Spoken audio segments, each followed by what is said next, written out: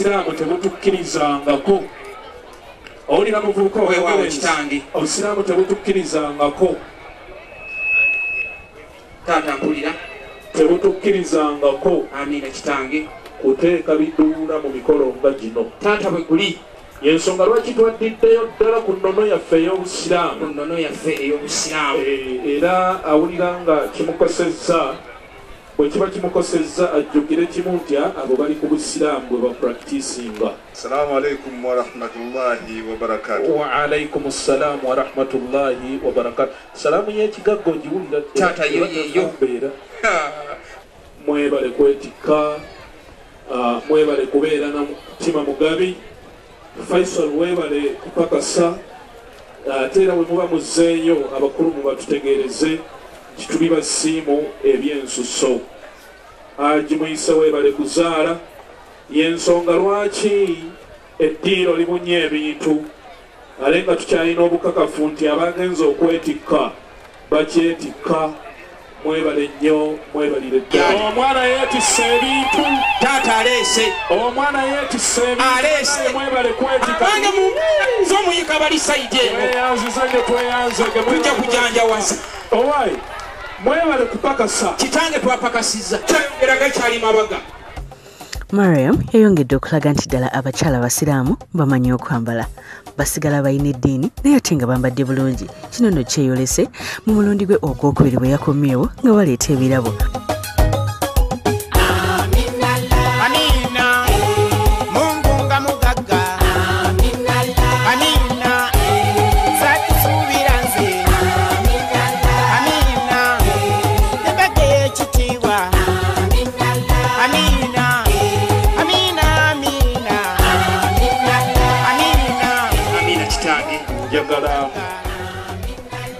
Ombuulire gye nkutumye okomyewo. Kitange omulungi gy'ontumye nkomyewo.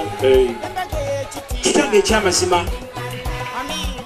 olunaku lw'eggulo omwana mulenzi ono gw'olaba aladde ng'agalubigi lwewezezza emyaka 18 n'olunaku lumu yasoose kwogera ekigambo nti Mariyamu Mariyamu Mariyamu yagambye ekigambo nti Mariyamu komanyina nze nti Mariyamu manyi gy'ali. Kusooka kwa byonna njagala okwebaza Katonda ow'ekitiibwa tukkiriza okusemberako wano mu luggya lwammwe nga ekituleese kwe kubeera abajulizi nga baganda baffe bannyinaffe nga bakola obufumbo obw'ekitiibwa era tusaba Katonda abeere nga omukolo guno aguteekamu emirembe. Ensonga esooka yakuyozaayoza Faisal ne munne tubeebaza olw'okuba nti mwasazeewo bulungi ate tusaba Katonda ebyengera n'emirembe byonna abeere nga ebateera obufumbo bwammwe. Ekyokubiri mbakuutira okubeera nga mutya Katonda mu bufumbo bwammwe. Katonda atukuutira okubeera abantu ab'amazima ate n'abantu ab'obugumiikiriza. Obufumbo bwe muyingiddemu tusaba buli omu abeere n'amazima eri munne ate mumanye nti mulimu obuwonvu n'obugga. Ku lw'ensonga eyo mbasaba okubeera abantu abakwata empola mubeere bantu babuvunaanyizibwa ate tusaba Katonda ow'ekitiibwa abeere nga abawa ezzadde eddungi. Engalo zo nzimutwalire kiri haramu ekyo olabye kale munnange mukubire kajjaba ensi ekola eki ekkirize mwana mulenzi yembeera ye buli kimu ekifula okuba omukyalo omukkiriza mwekiri muno. Mukulu munnange ngenda kusobola otuule mu ntebe omwana gyakuleetedde akukwase ekitabo ekitukuvu.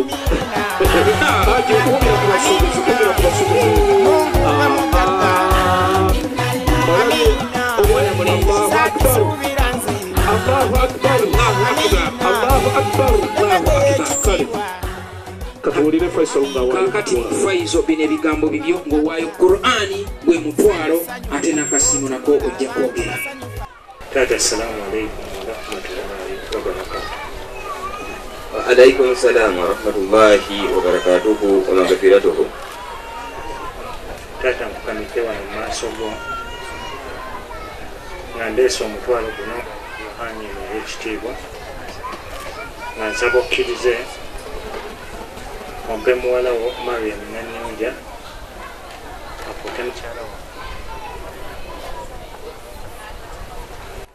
Ngamba nti barakallahu fiika wa jazakumullahu khaira wa fi dunya wa fil akhirah. Nkugamba nti yatesenga toleese ekirabo kyonna olw'eddiini yo gy'olina nakkiriza Mariamu Nanyonja muyise Farida mukuwe. Simukuwadde lwa bugagga bwebyo byoleese naye mukuwadde lwa busiraamu nga nkusaba omwana wange omukuume. Bw'obanga omukooye ng'owulira ng'omukooyedde ddala omutikkanga ku mmotoka nga bwe muzze n'omuzza mu maka gange kuba nsigadde mumusobolera ddala era alina ebbanja ly'emmanja mu bye nneeyama okumukolera omwaka guno gwennyini bw'anaabaawo tewali kikyuse oluuyi olwo olulwo omwaka ogujja mu mwezi gw'ekkumi insha allahu taala namuwa hijja agenda makka insha allah. Allahu akbar, la ilaha illa allah, Allahu akbar, Allahu akbar wa lillahi alhamd. Sallallahu nawe Faisal ajja kutwala byemuleese era nkukakasa nti tubisiimye. Nasaba Allah w'ekitiibwa abitteremu omukisa nga tugenda okubirya. Neebaza bakulu bannange naddala guwajja naye ne musiima omwana oyo. Baleeta akasiimo taata akasiimo abo be bakulu n'abakulu. Amiina. Webale nnyo Dr. Hajan Haj kubeera nti ate wakulemberamu omwana w'obulenzi Faisal. Kati Faisal waayo akasiimo eri taata. Era akasiimo omwana mulenzi agenti agambye taata bw'anaabanga alambulako wano ku kitundu mpola ajjanga kubanga emmotoka olusinza okuba mmenya awamu tesobola kuyitawo naye agenti amulekta akasobola okuyita buli wamu wonna ng'agenda abuuza ku bataka kuno kasiimo kidduka ekyo abamawulire ebyo mubikwate nga buli kimu kyonna ekikyogerako tweyanzege. Edduwa mugiwulidde taata gy'abasomedde abagambye asaba w'ekitiibwa Allah abateere emikisa mu bintu byammwe bye mukola mu bulamu buno obw'ensi ate ne ku nkomerero. Sebo omukolo w'enkoko eno nga nkusaba okkirize ompe mwannyoko afuke mukyala wange nzikiriza se.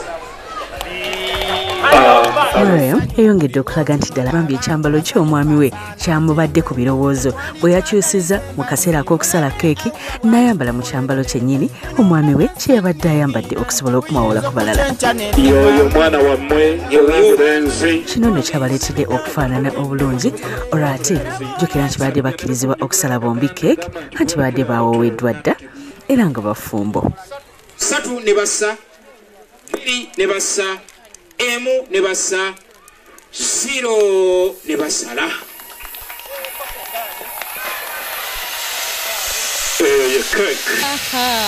Banange Faizo ne mukyala wo Mariam mwebale kufaanagana ate mwebale kwagalana ndowooza otegedde kye bayita omukolo ogutambuziriddwa ku ddiini ya Kisiraamu ttaali lyokka lyerikubibwa byonna mbikunyonyodde kati no kugamba tugenda mu Bulango wabula gwayagala okubeera ng'okola omukolo omulungi olina kujja mu kye bayita Bridal Expo egenda okubeerawo nga 26 paka 28 June wali eri erugogo ku Multipurpose Hall. Gendayo ate gwe service provider genda mukwana abantu balage ebintu byo omukolo mulala nkwagala. Awadi eno nga